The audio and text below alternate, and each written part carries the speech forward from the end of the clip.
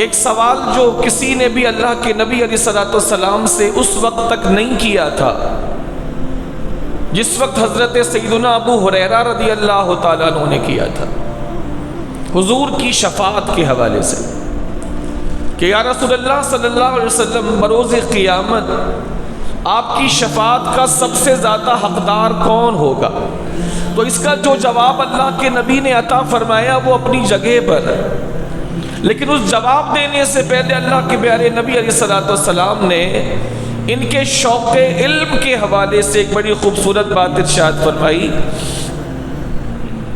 فرمایا کہ ابو ہریرہ یہ وہ سوال ہے جو اب تک مجھ سے تیرے علاوہ کسی اور نے نہیں کیا، اور مجھے معلوم تھا کہ یہ سوال تو مجھ سے کرے گا۔ یہ بہت بڑی بات ہے، اہل علم اس بات کو سمجھتے ہیں کہ حضور کی طرف سے اس طرح کے جملے کا ادا ہونا حضرت سیدنا ابو ہریرہ رضی اللہ تعالیٰ عنہ کے شوق علم کے لیے ایک بہت بڑی اور بہت بھاری سند ہے کہ ابو ہریرہ یہ وہ سوال ہے کہ اب تک تیرے علاوہ کسی اور نے نہیں کیا،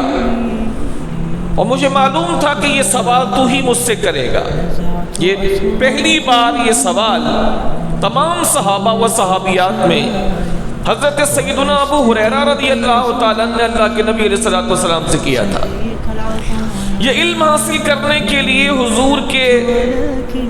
یوں کہہ لیجئے کہ دروازے پر، دہلیز پر ہر وقت موجود رہتے۔